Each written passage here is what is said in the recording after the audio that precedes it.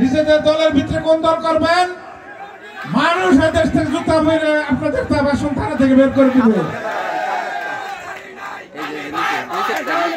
বিএনপির ভিতরে ঘাপটি মেরে যারা আছেন, তারা বিএনপির নেতা কর্মীদেরকে অত্যাচার করেছেন, তাদের হয়ে যান। ঘাপটি মেরে নেতা আমরা পছন্দ করি না। কোন কথা থাকলে সামনাসামনি এসে বলবেন।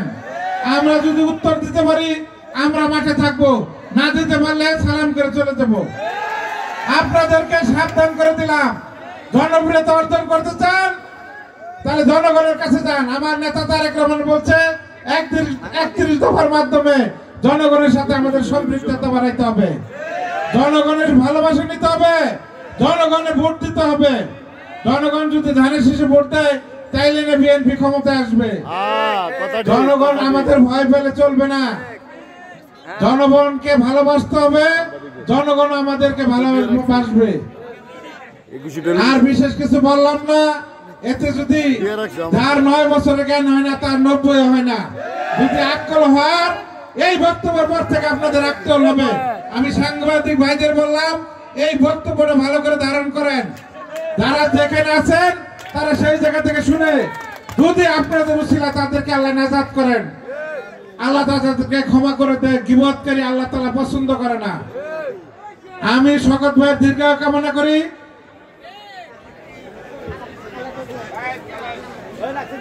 যারা বেগম খালেদা যে অসুস্থ এখন হাঁটতে পারছে, আল্লাহ তাআলা তাকে সুস্থতা নসিব দান করুক। আমরা মা মাটি ডাকছে, তারেক রহমানকে মাইয়া গেছে লন্ডনে আনতে, সুস্থ হয়ে মা বেটা একসাথে বিমানবন্দরে আসলে আমরা সব লক্ষ লক্ষ জনতা হেঁটে যাব, আমাদের গাড়ির দরকার নাই। এয়ারপোর্ট থেকে বরণ করে এসে ধানের শীষ মার্কাকে বিজয় করে আমরা তাদেরকে রাষ্ট্রীয় ক্ষমতায় বসে শওকত ভাইকে এমপি বানিয়ে আমরা পরে আপনার কাছে অনেক দেওয়া চাওয়া আছে, আপনি সেই আশাগুলি পূরণ করে দিবেন। কমপক্ষে আমাদের বাসন থানা আপনার পাশে আছে, আমরা এদিক থেকে পশ্চিম দিকে তাকাইলে আপনার বাড়ি দেখতে পাই। কায়া দেখলে মায়া বাড়ে, আমাদের দেখলে আপনার মনটা যদি নরম হয়। আমরা আপনাদের কাছে অনেক চাওয়া আছে, ক্ষমতা আসলে এগুলো সকলকে দিন।